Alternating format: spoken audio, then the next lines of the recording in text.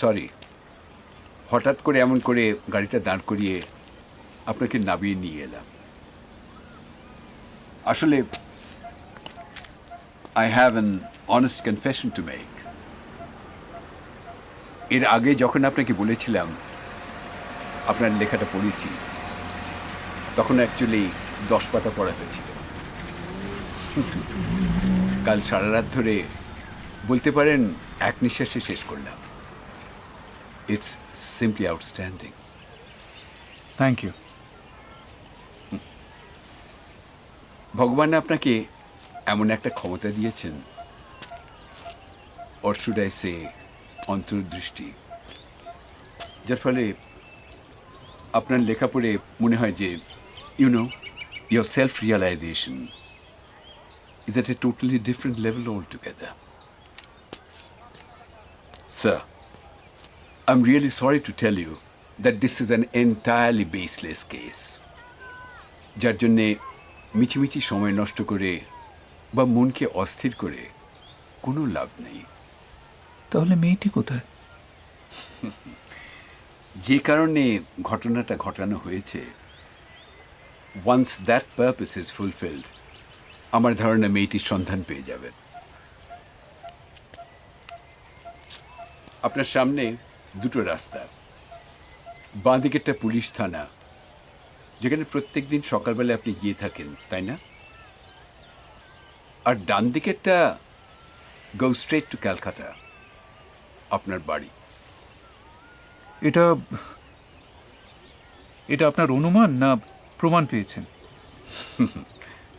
Sir, পুলিশে আমার 30 বছরের অভিজ্ঞতা, তারপর 7 years private practice, a total of 37 years experience. এরপরও আপনি বলতে চান অনুমান এবং প্রমাণ দুটো আলাদা কথা?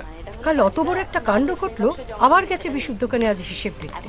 উফ, অদ্ভুত একটা লোক। দাদা তো সিরিয়ালগুলো দেখে না, না জগৎটা কি ভয়াবহ হয়ে গেছে এগুলো দেখলেই বোঝা যায়। এখনকার উপকার করতে যাওয়া মানেই নিজের বিপদ ডেকে আনা। দুধ দুধ ওসব ঝুট ঝামেলা কেউ যায় নাকি? টিভিতে এতগুলো চ্যানেল করে দিয়েছে, ঘুরিয়ে ঘুরিয়ে দেখো, দেখলেই তো সময় কেটে যাবে। চিন্তা করো না, বিশু বাবাকে বাড়িতে পৌঁছে দেবে। আর এই গুন্ডারা তাড়া করলে বিশু একা কি করতে পারে? আমি কি করে জানবো?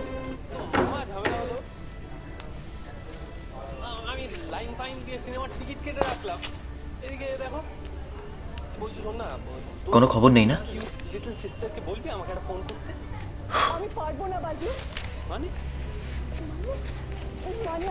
তোমার একটা চিঠি এসেছে ওই কেনিজির নিচে রাখা।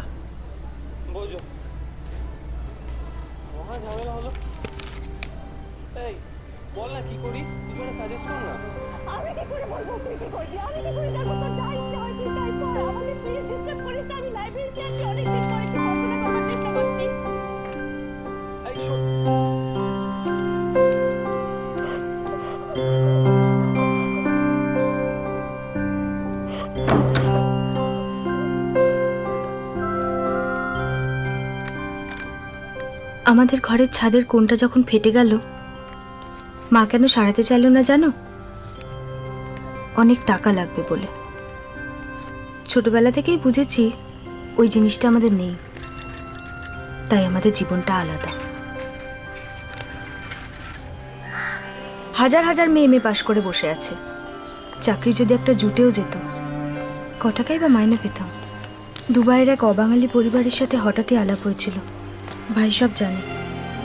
একজন অসুস্থ মহিলাকে দেখার কাজ, মাসে 50,000 টাকা। তোমায় বললে কিছুতেই রাজি হতো না। আমি চিনি তোমায়। কিছু টাকা এদের কাছ থেকে অ্যাডভান্স নিয়ে ভাইকে দিয়ে এসেছি। প্রতি মাসে টাকা পাঠাবো।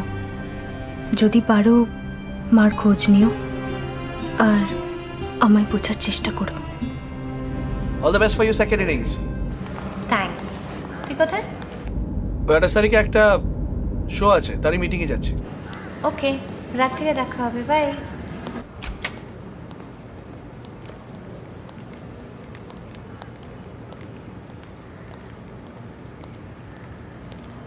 Good morning.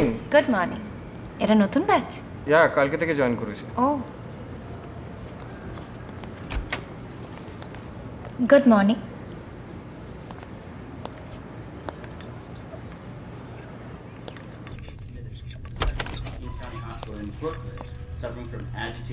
Good morning. Morning. After waiting in the emergency room for nearly 24 hours, she was toppled from her seat at 5:32 a.m. and fell face down on the floor. Actual good Samaritans are rarer than you'd think. If I saw something like that happening, I would. তুমি যেটা করতে যাচ্ছ But statistically speaking, you wouldn't, especially if there were a lot of. একবার ভেবে দেখো। There's an assumption that someone else must be helping out. We're motivated to try to fit into our social environment. We're influenced by others. আপনি অকারণে এত বদট হচ্ছেন। Our behavior will follow. যদি কেউ না আসে, আমাদের দুজন জলেই থাকছে। Don't worry. এত চিন্তা করবেন না। Good morning. সরি স্যার, আমার একটু দেরি হয়ে গেল। খুচরো ছিল না তো, ওই অটোকে ভাঙিয়ে দিতে। আমি রেডি।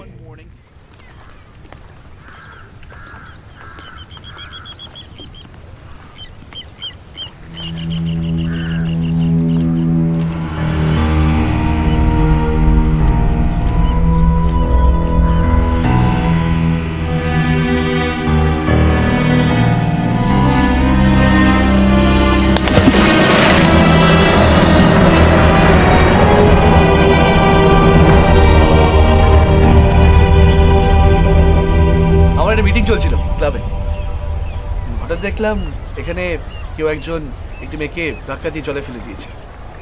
আর আমি কিছু ভাবিনি, জাস্ট একটা স্পন্টেনিয়াস রিয়াকশন।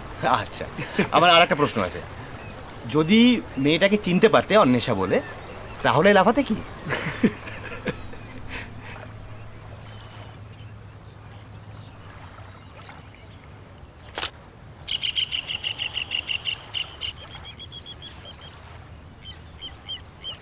মিশিগানের লেক হিউরনে 14 বছরের একটি ছেলে স্কেটিং করতে গিয়ে পড়ে যায়।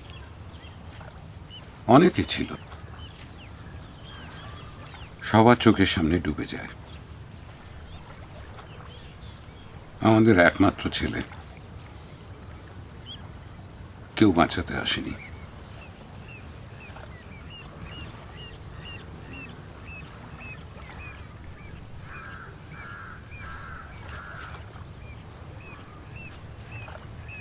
Thank you sir. আমার গল্পটা ঠিক এখান থেকেই শুরু হবে।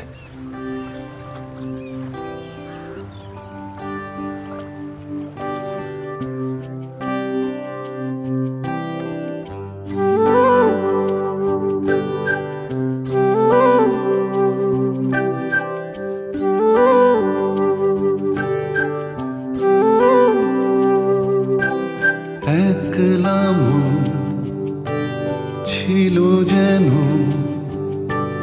মেঘলা দিন, ভিজে উঠুন কোন ভোরে, মেঘ চিরে রোদ এলো ঘর ভরে।